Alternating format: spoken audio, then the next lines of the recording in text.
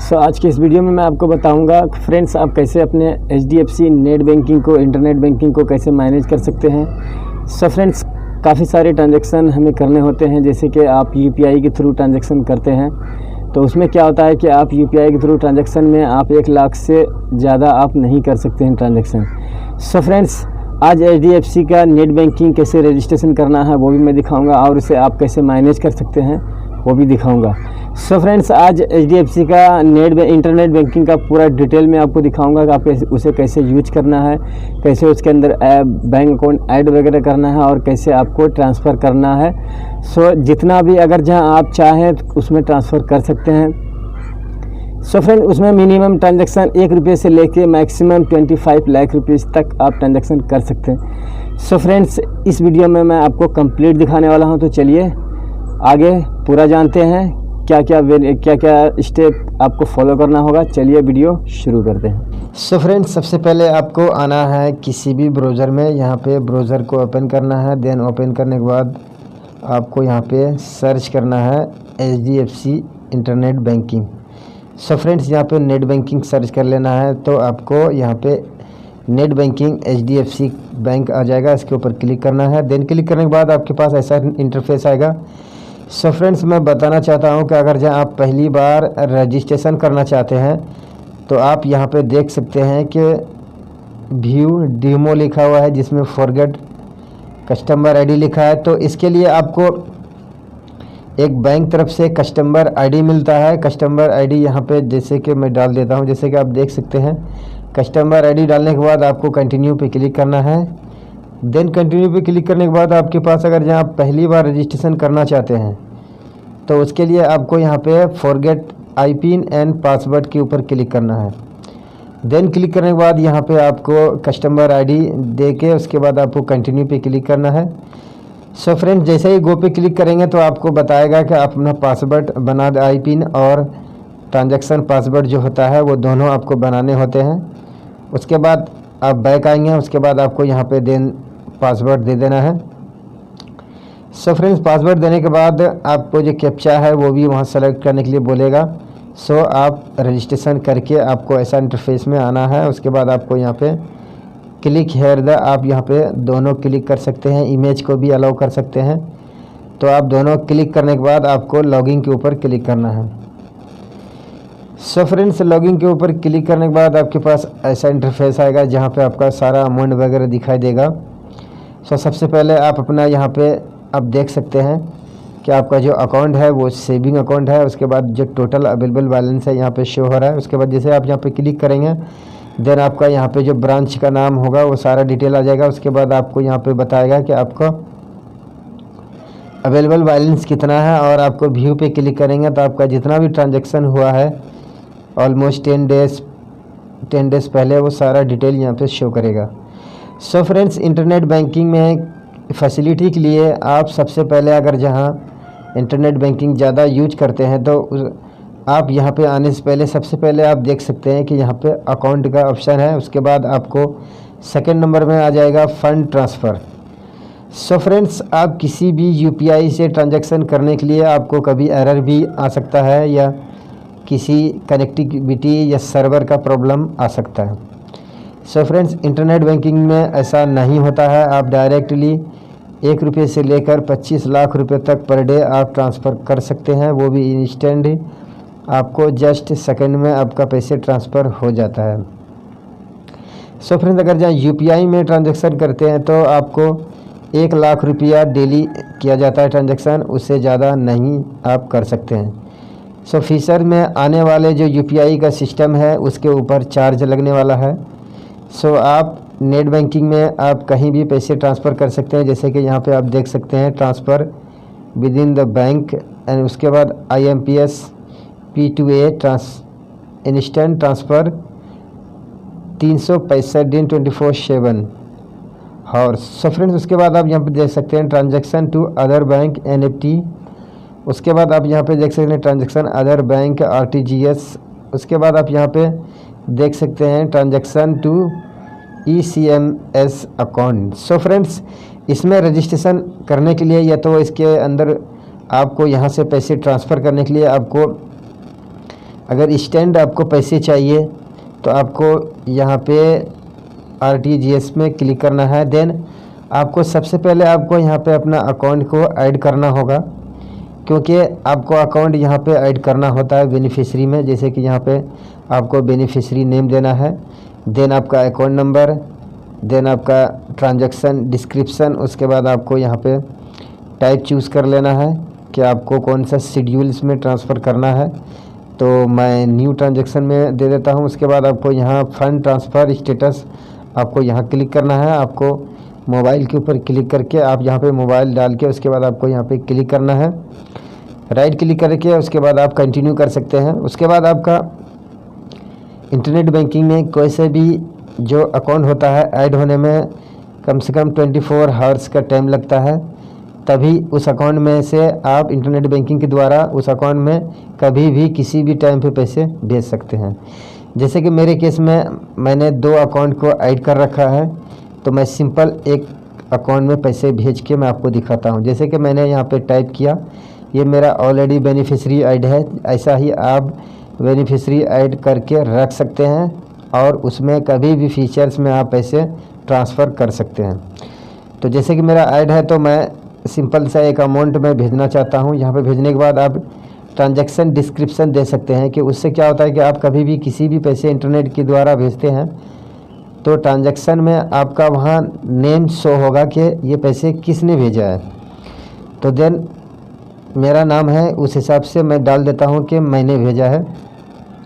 उसके बाद आपको schedule payment set standing introduction, आपको न्यू ट्रांजैक्शन पे क्लिक करना है। उसके बाद देन मोबाइल पे क्लिक करना है। उसके बाद यहाँ पे एक मोबाइल नंबर दे देना है। सो फ्रेंड्स, मोबाइल नंबर देने के बाद आपके पास ऐसा इंटरफेस आएगा। उसके बाद यहाँ पे आई एक्सेप्टेड टर्म और कंडीशन को एक्सेप्ट करके उसके बाद आपको कंटिन्यू पे क्लिक करना है। देन आपके पास बताएगा कि आपका जो बैलेंस है इतना है, आपका जो पैसे ट्रांसफ़र हो रहा है किस अकाउंट में ट्रांसफ़र हो रहा है। लास्ट टाइम आपसे कंफर्मेशन के लिए आपको ये डिटेल्स वगैरह चेक करने के लिए बता रहे हैं। सो आप इसे चेक कर लें। उसके बाद आपको कन्फर्म के ऊपर क्लिक करना है। देन उसके बाद आपके पास एक OTP वेरीफाई होगा, जो भी आपके अकाउंट में मोबाइल नंबर रजिस्ट्रेशन होगा। सो उसके ऊपर आपको टिक मार करके कंटिन्यू के ऊपर क्लिक करना है। देन आपके पास एक OTP आएगा, सो वो OTP को वेरीफाई कर लेना है। सो फ्रेंड, जैसे कि OTP आ गया है, मैं कॉपी करता हूँ, पेस्ट कर देता हूँ। उसके बाद मैं कंटिन्यू पे क्लिक करता हूँ। सो फ्रेंड्स, आप देख सकते हैं कि हमारा ट्रांजैक्शन सक्सेसफुल हो गया। यहाँ पे लिखा हुआ है congratulations, your RTGS NFT transaction is complete successful, you want the your self special offer. So friends, यहाँ पे हमारा ट्रांजैक्शन सक्सेसफुल हो गया है। उसके बाद आपको नेक्स्ट ऑप्शन आता है यहाँ पे bill pay and mobile recharge. सो इसके ऊपर क्लिक करना है। देन आप यहाँ से इलेक्ट्रिक बिल पेमेंट कर सकते हैं, telephone and mobile bill payment कर सकते हैं, prepaid DTH and the mobile connect data and data card and recharge कर सकते हैं, गैस बिल पेमेंट कर सकते हैं। सो फ्रेंड्स, म्यूचुअल फंड में आप पेमेंट कर सकते हैं, इंश्योरेंस प्रीमियम ले सकते हैं, किसी भी सब्सक्रिप्शन आप यहां से ले सकते हैं। उसके बाद कंट्रीब्यूशन आप किसी को यहां से दे सकते हैं। सो मोबाइल में रिचार्ज करने के लिए देन आपके पास सबसे पहले आप यहां पे क्लिक करेंगे। उसके बाद जैसे यहाँ पे कंटिन्यू पे क्लिक करेंगे तो आपके पास ऐसा इंटरफेस आएगा। सो फ्रेंड, जैसे ही आप यहाँ पे आएंगे उसके बाद वहाँ पे कंटिन्यू करने के बाद आपके पास ऐसा इंटरफेस आएगा। उसके बाद आप स्क्रॉल डाउन करना है। उसके बाद आपको सारा डिटेल यहाँ पे दिखा दे रहा है, जैसे कि क्या क्या चीज़ में आप रिचार्ज कर सकते हैं।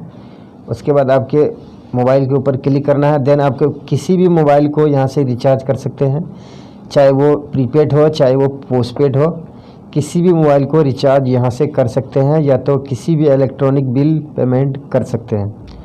उसके बाद देन मैं यहाँ से बैक जाता हूँ।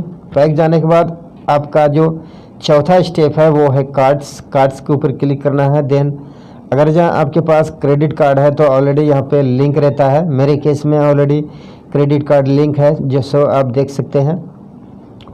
उसके बाद फ्रेंड्स यहाँ पे आप अगर जहाँ डेबिट कार्ड को मैनेज करना चाहते हैं तो आपको यहाँ पे डेबिट कार्ड मैनेज का ऑप्शन मिलता है, जैसे कि आप चेक कर सकते हैं कि आपका डेबिट कार्ड का स्टेटस क्या है। तो अभी मेरे केस में मेरा डेबिट कार्ड ऑलरेडी एक्टिव है। सो मेरा डेबिट कार्ड नंबर ये है, उसका डिटेल्स वगैरह यहाँ से चेक कर सकते हैं, या आप डेबिट कार्ड को अपग्रेड कर सकते हैं। जो पहले का डेबिट कार्ड है उससे कहीं बेहतर आपको डेबिट कार्ड दिया जाएगा। सो आप यहाँ से अपग्रेड कर सकते हैं अगर जहाँ ये ऑफ़र्स आपके ऊपर अवेलेबल है। सो फ्रेंड उसके बाद कैशबैक इंक्वायरी एंड रिडेम्पशन का ऑप्शन आ रहा है, आप इसे भी फायर कर सकते हैं। उसके बाद आप यहाँ पे क्लिक करके देन उसके बाद आपको रिक्वेस्ट के ऊपर क्लिक करना है। उसके बाद यहाँ पे डेबिट कार्ड होस्टिंग कर सकते हैं, इंस्टेंट पिन जनरेट कर सकते हैं। उसके बाद आप किसी भी अकाउंट को अपने डेबिट कार्ड में लिंक कर सकते हैं, जैसे कि आप यहाँ पे देख सकते हैं account link to debit card. So modify international limit आप जो है ना इंक्रीज कर सकते हैं, या उससे ज़्यादा ये कम इसके अंदर करना चाहते हैं। जैसे कि आपको पता होना चाहिए किसी भी डेबिट कार्ड में इंटरनेशनल ट्रांजैक्शन के लिए एक लिमिट दिया जाता है, जो आप उसे अप डाउन भी कर सकते हैं। उसके बाद आपको यहाँ लिखा है set the international domestic use, तो इसके लिए भी आप इनेबल या ऑफ ऑन कर सकते हैं। उसके बाद set the domestic use limit, so इसे भी आप सेटअप कर सकते हैं। उसके बाद आप यहाँ पे अगर जहाँ आपका पिन आप अगर जहाँ एटीएम से जाके चेंज करते हैं, अगर जहाँ आपको यहाँ से चेंज करना है तो यहाँ पे आप देख सकते हैं पिन रीजनरेट, आप यहाँ से किसी दूसरे पिन को सेटअप भी कर सकते हैं बिना एटीएम जाए।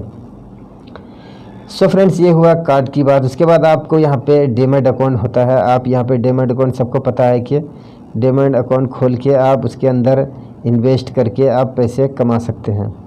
सो फ्रेंड्स उसके बाद आता है आपके जो छठा ऑप्शन है, आपको यहाँ पे इन्वेस्ट करने के लिए काफ़ी सारे कंपनीज़ है, जैसे कि म्यूचुअल फंड वगैरह और सब वगैरह इन्वेस्ट करने के लिए होता है, जैसे कि यहाँ पे इन्होंने टाइप कर रखा है तो म्यूचुअल फंड।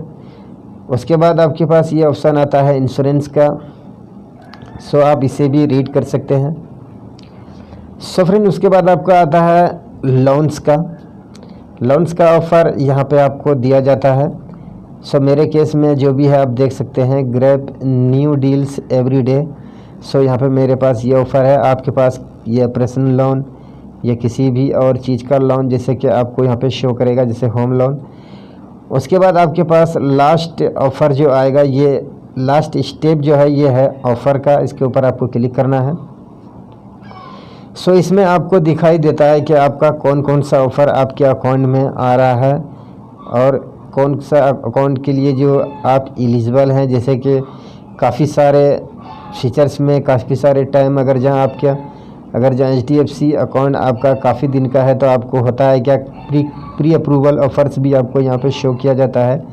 जिससे क्या होता है कि कम से कम डॉक्यूमेंट में आप किसी भी प्री अप्रूवल को आप एक्सेप्ट कर सकते हैं, उसे आप ले सकते हैं। जैसे कि आप होता है इंस्टा मनी या instant personal loan, home loan या ऐसा कुछ करके आता है, सो आप उसे ले सकते हैं। या तो आपके पास अगर जहाँ किसी प्री अप्रूवल क्रेडिट कार्ड का अगर जहाँ ऑफ़र आता है तो आप वो भी यहाँ से ले सकते हैं। उसके बाद फ्रेंड्स यहाँ पे आप देख सकते हैं ऊपर यहाँ पे जो लिखा हुआ है चेंज पासवर्ड का, ये भी कर सकते हैं। अगर जहाँ आपको अपना डिटेल्स चेंज करना है, जैसे कि आप देख सकते हैं यहाँ अपडेट कॉन्टैक्ट डिटेल, इसके ऊपर आप जैसे क्लिक करेंगे देन आपके पास ऐसा इंटरफेस आएगा। उसके बाद यहाँ पे जो डिटेल्स से अपडेट करने के लिए बताया जाएगा, तो आपके पास यहाँ पे सबके नीचे में साइड में एक एडिट का ऑप्शन आता है, जैसे कि यहाँ पे देख सकते हैं edit PAN number. So download email ID upgrade, यहाँ पे भी आप इसे अपडेट कर सकते हैं। उसके बाद यहाँ पे अकाउंट समरी। सो फ्रेंड्स आप ऑनलाइन यहाँ से आप मोबाइल नंबर भी चेंज कर सकते हैं, जिसके लिए आपको जाना होगा अपग्रेड प्रोफाइल में। किसी भी मोबाइल नंबर को चेंज करने के लिए आपको सबसे पहले चेंज कस्टमर प्रोफाइल में जाना होगा। देन यहाँ पे प्रोफाइल में जाने के बाद आपके पास यहाँ पे काफ़ी सारे ऑप्शन आ जाएंगे, जो यहाँ पे सारे डिटेल्स आपको फिलअप करके आप उसे चेंज कर सकते हैं। सो फ्रेंड उसके लिए आपको कुछ डिटेल्स भी आपको यहाँ पे लगाने होंगे। जैसे कि आप किसी भी प्रूफ को चेंज करने के लिए या तो आपको एड्रेस वगैरह चेंज करने के लिए आपको किसी भी एड्रेस प्रूफ को यहाँ पे देना होता है, सो आपको वो देना होगा। जैसे कि मेरे केस में यहाँ पे देख सकते हैं कि इस तरीके से ऑप्शन आ रहा है। सो फ्रेंड उसके बाद आप यहाँ पे अपडेट एड्रेस के ऊपर क्लिक करेंगे। देन अगर जहाँ आपका एड्रेस दूसरा अगर जहाँ आप यहाँ से चेंज करना चाहते हैं तो आप एड्रेस भी यहाँ से आप दूसरा चेंज कर सकते हैं। सो जैसे यहाँ पे अपडेट के ऊपर क्लिक करेंगे तो आपका जो एड्रेस है वहाँ पे फिलअप होगा, उसके बाद सारा डिटेल शो करेगा। जैसे कि आप यहाँ पे देख सकते हैं कि यहाँ पे साफ साफ लिखा हुआ है एड्रेस चेंज स्क्रीन। सो यहाँ पे आप देख सकते हैं कि आपका मोबाइल नंबर भी आप यहाँ से चेंज कर सकते हैं। कस्टमर डिटेल्स सारा यहाँ पे, जैसे कस्टमर आईडी, आपका नाम, आपका मोबाइल नंबर, आपका एड्रेस वगैरह, आपका जो। सो फ्रेंड्स मैं बताना चाहता हूँ कि इस सारे डिटेल्स को चेंज करने के लिए उससे पहले आपको किसी भी प्रूफ को यहाँ पे अपलोड करना होता है, तभी ये डिटेल्स आपका चेंज होगा, वरना ये चेंज नहीं होगा। जैसे कि आप यहाँ पे देख सकते हैं, यहाँ पे एड्रेस प्रूफ में दिया हुआ है। आप किसी भी एड्रेस को यहाँ पे चेंज करने से पहले आपको यहाँ पे देना होता है, तभी आपको चेंज होगा। उसके बाद यहाँ पे कैप्चा डाल के सबमिट करना होता है और कुछ ही दिन में आपका ये डिटेल्स चेंज हो जाता है। साथ ही मोबाइल नंबर भी चेंज हो जाता है, जैसे कि आपने देखा लिस्ट में मोबाइल नंबर भी था। सो फ्रेंड उसके बाद आते हैं बैक आने के बाद आपको अकाउंट में जाना है। अकाउंट में जाने के बाद आपको यहाँ पे सबसे पहले आपका समरी यहाँ पे शो कर रहा है, तो समरी तो मैंने आपको बता ही दिया। उसके बाद आपको यहाँ पे ट्रांजैक्शन क्लिक करना है। उसके बाद यहाँ पे आपको सबसे पहले fund transfer to one account. उसके बाद यहाँ से आप किसी भी अपने अमाउंट को फिक्स कर सकते हैं। 5 करोड़ तक आप यहाँ से फिक्स करते, जैसे लिखा हुआ है ओपन फिक्स डिपॉजिट। आप यहाँ से ऑनलाइन फिक्स डिपॉजिट को ओपन कर सकते हैं। सो फ्रेंड उसके बाद आपको यहाँ पे अपने जो आपने फिक्स डिपॉजिट ओपन किया है उसे आप रिकवर भी कर सकते हैं, आप उसे चेक भी कर सकते हैं। उसके बाद आपके पास नीचे यहाँ पे ऑप्शन आ रहा है open the new FCNR। So friends ये फिक्स डिपॉजिट होता है सीनियर सिटीजन के लिए, आप यहाँ पे देख सकते हैं। उसके बाद यहाँ पे ओवरड्राफ्ट एजेंट FD, तो यहाँ पे सारा FD के बारे में डिटेल्स आपको यहाँ पे शो कर रहा है। सो फ्रेंड्स उसके बाद आपको जाना है इंक्वायरी में। इंक्वायरी में जैसे क्लिक करेंगे आपके पास सबसे पहले व्यू अकाउंट बैलेंस आएगा। उसके बाद आपके पास statement current and previous month आता है। उसके बाद अकाउंट करंट प्रोवाइडेड ईयर्स आता है। फिक्स डिपॉजिट समरी आता है। उसके बाद आप व्यू चेक स्टेटस भी चेक कर सकते हैं कि आपका जो चेक है वो कहाँ तक क्या प्रोसीजर में चल रहा है। उसके बाद यहाँ से TDS को इंक्वायरी कर सकते हैं, होल्ड को इंक्वायरी कर सकते हैं, अपने मेल बॉक्स को चेक कर सकते हैं, माय पेंशन फंड समरी भी चेक कर सकते हैं। उसके बाद व्यू टैक्स क्रेडिट स्टेटमेंट भी चेक कर सकते हैं। उसके बाद आपके क्लिक करना है आपको रिक्वेस्ट के ऊपर। सो फ्रेंड्स रिक्वेस्ट के ऊपर क्लिक करने के बाद आपके पास यहाँ पे किसी भी GST नंबर को ऐड कर सकते हैं, या आपने कभी भी लोन वगैरह लिया तो अपने सिविल के लिए इंक्वायरी भी कर सकते हैं। उसके बाद अपने KYC को आप कन्फर्म भी कर सकते हैं। उसके बाद यहाँ से अपने चेकबुक को स्टॉप भी कर सकते हैं। सो फ्रेंड उसके बाद आप नया चेकबुक के लिए यहाँ से आप बुक भी कर सकते हैं। उसके बाद डेमंड को ड्राफ्ट भी कर सकते हैं। उसके बाद फ्रेंड्स आप कभी भी अपने अकाउंट से पैन कार्ड को अगर जहाँ बदल के किसी दूसरा पैन कार्ड को अपडेट करना चाहते हैं तो आप वो भी कर सकते हैं। उसके बाद फ्रेंड्स आपने अगर जहाँ अपने अकाउंट से अपने ईमेल आईडी को रजिस्ट्रेशन किया है, सो अगर रजिस्ट्रेशन नहीं किया है तो आप यहाँ से रजिस्ट्रेशन भी कर सकते हैं। उसके बाद फॉर्म 15GH को भी भर सकते हैं। सो फ्रेंड्स अपना इंटरेस्ट को आप यहाँ से डाउनलोड कर सकते हैं कि आपका जो लोन्स वगैरह में क्या इंटरेस्ट चल रहा है वो आप यहाँ से चेक कर सकते हैं। उसके बाद फ्रेंड्स आपका अकाउंट में MMID भी आप जनरेट कर सकते हैं। सो फ्रेंड्स आप यहाँ से लास्ट 10 साल का भी आप स्टेटमेंट डाउनलोड कर सकते हैं। सो किसी भी MMID को आप यहाँ से रीसेट कर सकते हैं जो आप कभी भी MMID को आप अगर जहाँ रजिस्ट्रेशन किया है, जैसे आपने भूल गए, तो आप यहाँ से उसे वापस पा सकते हैं, जिसके लिए आपको पूरा डिटेल देना होगा। उसके बाद आप किसी भी MMID को यहाँ से कैंसिल भी कर सकते हैं। सो फ्रेंड्स, आपको यहाँ पे रीजनरेट डायरेक्ट टैक्स को क्लियर कर लेना है। सो उसके बाद मॉडिफाई सिक्योरिटी को आप एक्सेप्ट प्रोफाइल, मतलब आपने किसी भी टाइम अगर जहाँ आपने नेट बैंकिंग को रजिस्ट्रेशन किया है तो उसमें से एक आपके पास सिक्योरिटी कोड को दिया जाता है, जिसके लिए आप यहाँ से मॉडिफाई कर सकते हैं। मॉडिफाई मतलब ये होता है कि आप उसे चेंज करके किसी दूसरे को आप सिक्योरिटी कोड के तौर पे आप उसे वहाँ पे रख सकते हैं। सो फ्रेंड, उसके बाद अब आता है कि व्यू अपडेट नॉमिनी डिटेल। अगर जहाँ अपनी नॉमिनी डिटेल आपने डाला हुआ है, अगर जहाँ आप उसे चेंज करना चाहते हैं तो आप यहाँ से चेंज कर सकते हैं। सो फ्रेंड, उसके बाद यहाँ पे इनकम टैक्स ई फिलिंग भी कर सकते हैं, चेंज PDF इंट्रोडक्शन भी कर सकते हैं। सो फ्रेंड्स, डाउनलोड बैलेंस के डिफाइट भी कर सकते हैं, अप्लाई फॉर द DDA को भी कर सकते हैं। सो फ्रेंड्स, यहाँ पे काफ़ी सारे फीचर्स आपको मिल जाता है, जिसके लिए आप यहाँ पे देख सकते हैं कि डाउनलोड डिपॉजिट स्लिप भी आपको यहाँ पे मिल जाता है। तो इस तरीके से आपको काफ़ी सारा डिटेल्स आपको यहाँ पे मिल जाता है। अगर जहाँ आपको क्रेडिट कार्ड को मैनेज करना है तो आप क्रेडिट कार्ड पे यहाँ पे जैसे कार्ड पे क्लिक करेंगे, सो क्रेडिट कार्ड को आप यहाँ से मैनेज कर सकते हैं। जैसे आपको यहाँ पे एक्टिव कार्ड है, आप यहाँ पे क्लिक कर सकते हैं। क्लिक करने के बाद आपको व्यू डिटेल पे जाना है।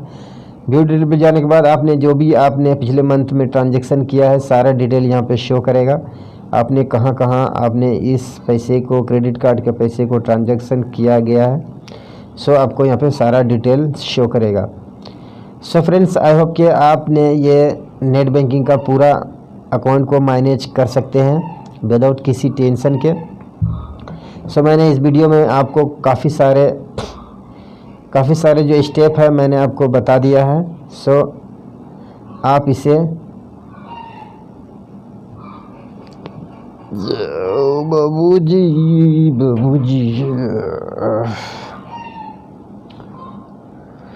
दिल है।